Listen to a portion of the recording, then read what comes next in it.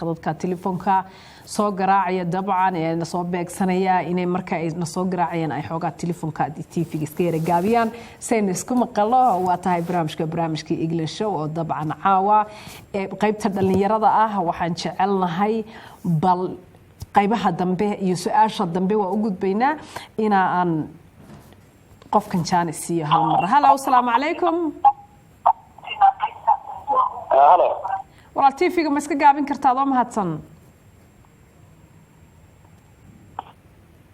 hello السلام عليكم magacaygu waxa la yiraahdaa Abdi walaalo soo dhawow halkeed iga soo garaacay walaalo waxaan ka soo garaacay Sweden magaalada Sweden dalka Sweden waa tahay Abdi soo dhawow barnaamijka la socotay Soomaa Abdiyo barnaamijka si fiican baan la socday ha Abdiyo walaalo markaas aashaq bal qofkii ugu horeeyay heesay ma isku day kartaa ha waan isku day karaa waxay u qaybsamaan horta laba waa wiil iyo gabadh ما أقول قبضة واحد لكن واحد أبي يقول شيء تاون صوت فنان اسمه تيجي تصمع فنان هي سكي أهري في صومال كويسة ها في صومال كويسة أوكي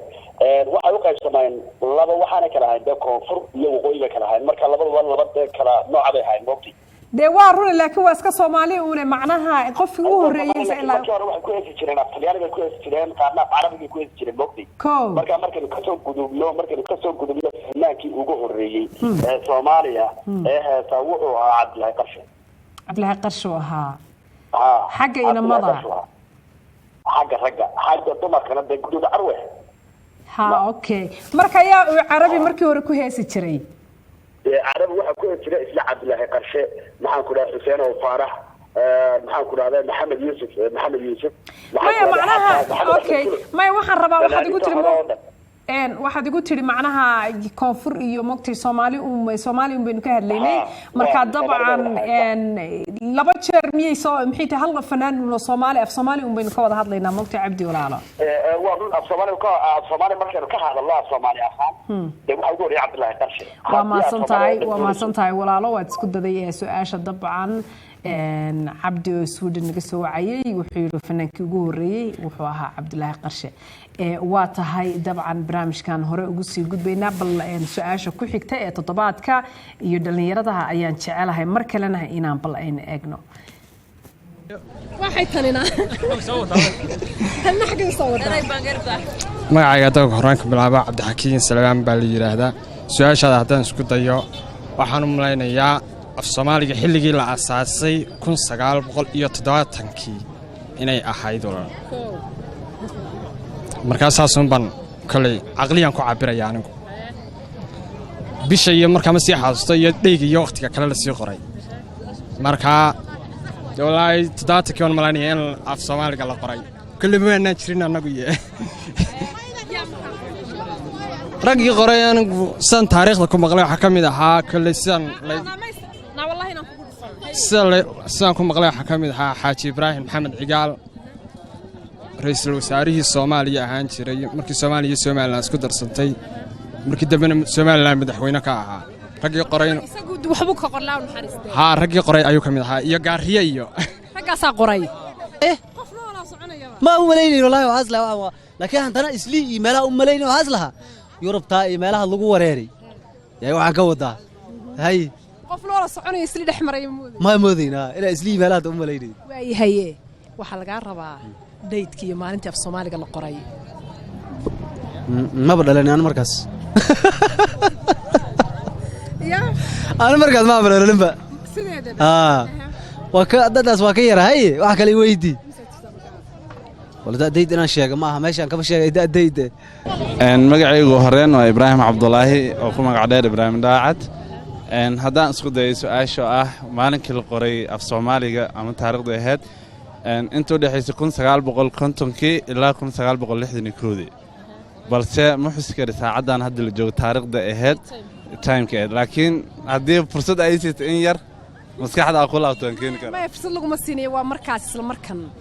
laakiin muhiimad ay tahay horta muhiimad waxa weeye maalinka af Soomaaliga la qoray ama farta Soomaaliga la hirgeliyay waa 1950kii 1961 inta u dhaxaysay magacayga waa Ikraan Faarax su'aasha daas ku dayo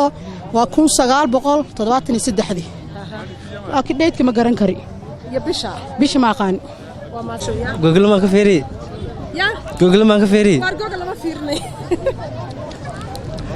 ما قان والله بلا تاس بين بشيا ما يدي هاي جوجل ما فيرني waxa la rabaa inaa maskaxda isticmaashid af Soomaaliga maalinta la qoraa 1965 umanena dhalashada abiy waan ku sheegay waxaan aniga isku day waxaan dhaa horta magacayga waxa waa Cabdildiif isku day waxaan dhaa 1973 laakiin bishii iyo maalintii ma aqaan waa mahadsan wallaahi haddaan isku dayo waxa waaye bishii 8aad 1958 bishii 8aad 1958 waa sax haday saxsantay haday khaldan tahayba su'aashan waa abaalmarin marka magacayga waxa la yiraahdaa Mahad Nuur Xuseen haddaan isku dayo su'aashaas 1961 inay ahayd baan malaynayaa July taariikh 1 alaafo 1972 waxay ahayd markii asaga dhan la isku afgartay la fasaxay la geeyay gobolada Soomaalida dhan saa inay ahayd baan malaynayaa laakiin adiga England miya adiga ma England bas waa TV-gan ka daawaday England show laakiin adiga miya laakiin xaq markaa joogtay inta isku mid ma tiid maxaa ya maxaa dhacay ma hadda ka qurux badan tahay de magacayga waa dhisan yahay hay magacayga maxaa lana sharaf sharmaarke marka asxaabta isliin ku nool ka mid ahay marka af Soomaaliga waagi la habeenay ma joogin idin mana garanayo walaalahay ma garan karo ma adduunka ma joogin mana garan karo magacayga Cabdifataax Maxamuud Allah ma sha Allah in hada su'aashaas jawaabteed isku dayo waxay noqonaysaa 1842 June taariikhda 22 waa sax walaale magacayga haddaan ku bilaabo Cabdixakiin Salmaan baa la yiraahdaa haddaan isku dayo su'aashaada waxaan filayaa 1970 in af Soomaaliga la qoray laakiin bishii wallahi bishii ma xasuusto laakiin raggii qoray waxaaba ka mid ahaa Xaaji Ibraahim Cigaal iyo ayaan malaynayaa yaa ka mid ahaa Xaaji Ibraahim Cigaal marka su'aasha kale waxaan malaynayaa 1970 in af Soomaaliga ugu horreyntii la aasaasay 1994 af Soomaaliga waxa la qoray 1994 waa maskaxdaada isku day waa mahadsantahay macaanay magacaygu waa Maxamed Ismaan Maxamuud farta Soomaaliga waxa la qoray 1972 waxa qoray Xaaji Aadan Afqalooc iyo rag lamida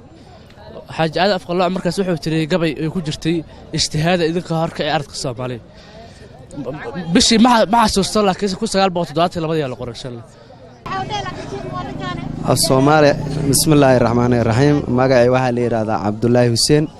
xilliga af Soomaaliga la qoray 1972 1972 laakiin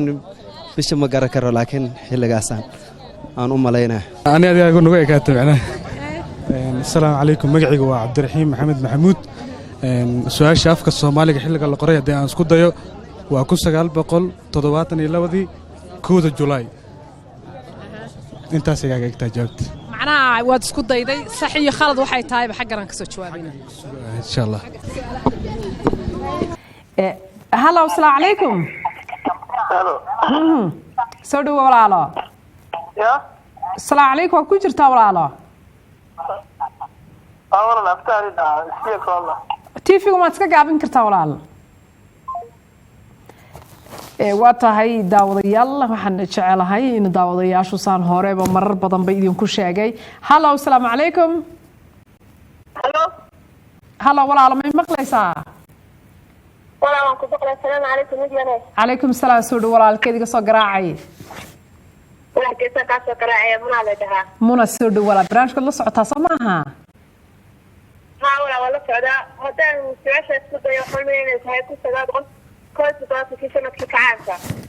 kun sagaal boqol koob iyo toddobaatankii ma garanaysaa bisha iyo maalinta walaalo walahi bishii maalinta bishii shanaad ama inay tahay bishii shanaad oo waa tahay aad baa u mahadsan tahay dabcan waa isku dayday munan way isku dayday su-aashaan jecelahay bal daawadayaasha kale inay iyagana ay dabcan ka qayb qaataan markay hallo asalaamu calaykum walaalo mayd maqlaysaa walaalo xageed ka soo hadlaysaa walaalo iyo magacaaga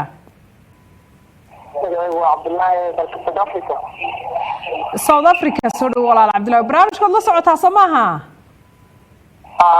su-aasha maad isku dayaysaa walaalo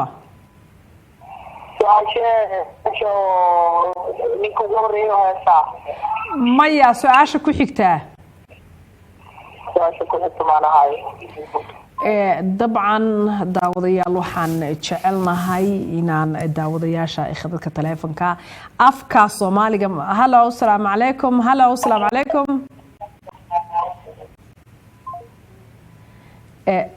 daawadayaasha waxaan jecelnahay inaan su-aasha ay ka qayb qaataan xilligii iyo maalintii iyo sanadkii la qoray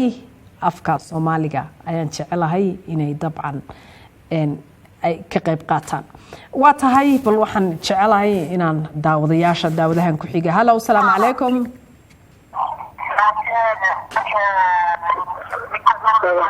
hallo asalaamu calaykum walaal may maqlaysaa barnaamijkood la socotaa soo maaha walaalo tv-ga waad iska yara gaabin kartaa walaal adoo mahadsan dee walaal barnaamijka laga hadlayo maxay tahay su-aashu waxay tahay xilligii afka soomaaliga la qoray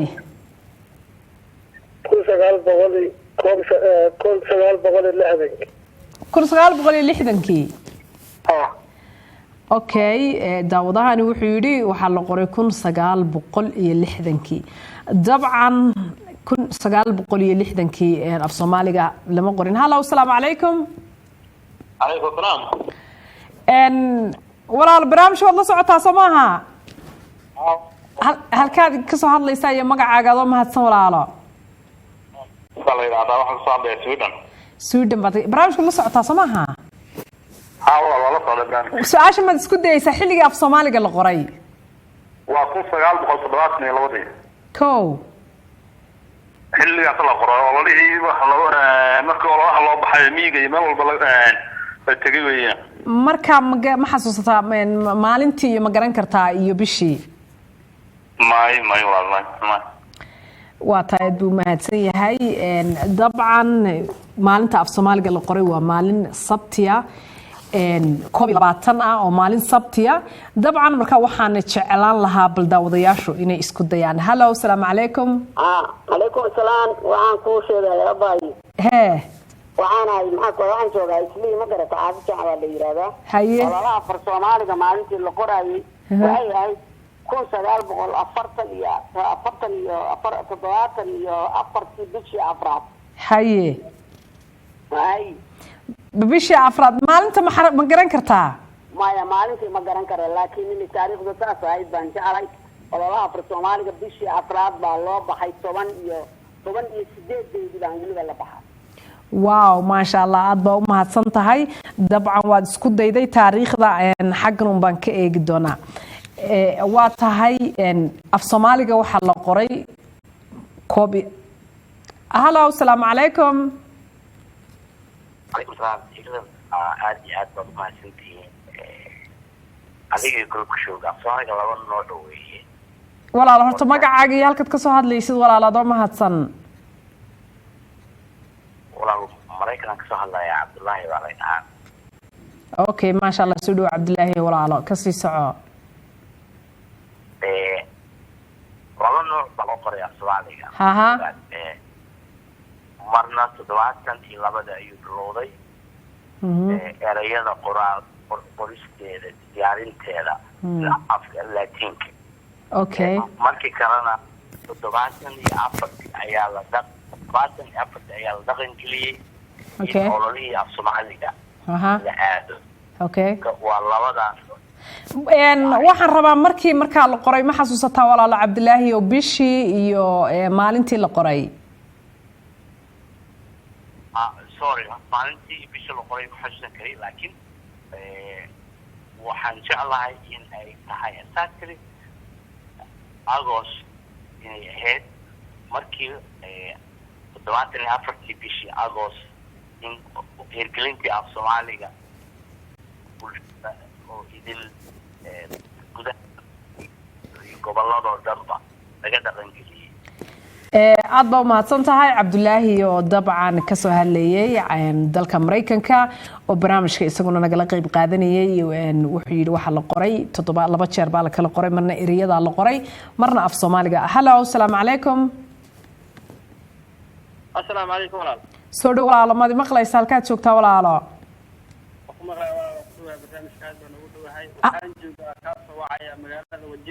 halkaad joogtid iyo walaal marka magacaagana walaalo ii sheeg barnaamijka si toos ah ugu jirtaa ma xasuusan kartaa maalintii af Soomaaliga la qoray? walaal magacayga waxa way Cabdulaahi Shibro ka soo wacay magaalada Wajeer. Okay Cabdulaahi. haddii aan isku dayo su'aasha aan ugu galo waxa af Soomaaliga la qoray 1972 bishii markay ahayd bishii soo dhaw walaal barnaamijku la socotaa soo maaha?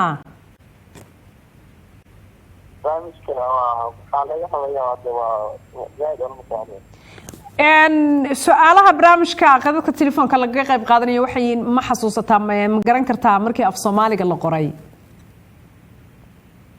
waxaan baranayaa waxa la qoray Soomaaliga 1972 okay 1972 baa la qoray maalinta iyo walaal ma xasuusataa bisha? waxaan baranayaa July 1st waxaan baranayaa waxa waa tahay daawadahaasi wuxuu isaguna inaga soo wacayay Mareykanka oo dabcan barnaamijka ka qayb qaadanayay su'aasha xilliga af Soomaaliga la qoray. Hello, assalamu alaykum. وعليكم السلام walaalo seeta. ما شاء الله halkeed iga soo garaacayay magaca walaalo? walaalo Samar Xamar. magaalada Xamar ahayd magacana ii sheeg xabiibtii. Samar baayo. barnaamijka la socotaa su'aashu waxay tahay xilliga af Soomaaliga la qoray. يعني أبايا تاسمحاية ما تعديش من الوسط فديسيس. miyaan kuu soo fadhiisiyaa? تعديش من. diyaar walaalo waan kuu soo fadhiisinayaa haye walaal qalbi oo mahadsantahay dalabaadkaaga waan qaadi doonaa. waa tahay qaybihii u dambeeyay qofka ugu dambeeya ayaan jecelahay nasiibka u yeeshay inaan siiyo jaaniska ugu dambeeya dabcan barnaamijka daawana waan jeclaan lahayn halka soo wada fadhino balse dabcan qofka ugu dambeeya ayaan jeclaan lahaa inaan siiyo jaaniska ugu dambeeya waan jeclaan lahaa in caawadan halkan soo fadhino oo daawadayaasha khadadka telefoonka ay nagala qayb qaataan heesa ay jecel yihiin iyo dalabaadkooda intaba daawadaha ugu dambeeyaan rabaa inaan siiyo. Assalaamu calaykum soo dhawo walaalo. وعليكم السلام جميل ورن.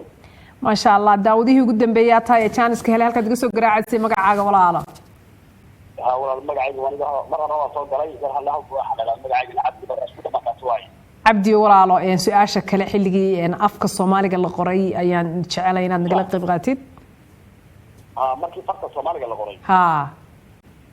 waxay haydaan malaniya 22 laakiin ka hadda wali la wada waxaan malanayaa waqtigan ayna moogay cabirkii maalinta ahayd waa tahay Cabdi waa tahay waxaa si fiican u xasuustaa maalinta kan la qoray kan Soomaaliland maalinta la qoray kan fiican iyadoo xasuustaa oo Soomaaliland ka Soomaalilana mid Soomaaliland waa la qoray moogay iyadana waa run marka Soomaaliland de soo af Soomaaligeeni un ma hadee farta ma farta waa la qoray waa Soomaaligeeni aadiya macnaha marka Soomaaliland kii ugu horeeyay markii Soomaaliland isla kii hore ilaa marba af Soomaaliga la wada qoray si ka bedelan miyaa la qoray walaalo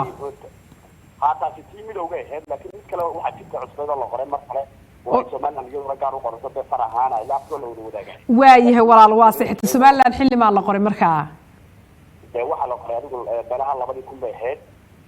walina waa la wadaa wali way socotaa wali barnaamijka marka lama wada qaadanayo okay ilaa waxa la soo qoray waxa la soo bilaabay 2000 in la qoro ilaa 2000 ilaa iminkana farta Soomaaliland loo qoro way socotaa soo maaha wali way socotaa laakiin marka rabada insha Allah kulay soo baxaysa doo la soo bandhigay marka inta loogu talagalay intee laga socoto waxa weeye barnaamijku ila waa taqaana far marka soo baxaysa waa taqaana waa barnaamijyo adag weeyaan marka weli way socotaa oo waa tahay aad buu mahadsan yahay cabdi oo Sweden naga soo wacayay dabcan wuxuu yiri farta Soomaaliga markii la qoray ma xasuusto laakiin waxa yiri waxaan xasuustaa farta Somaliland markii la qoray buu yiri oo weli way socotaa ma soo bixin waa tahay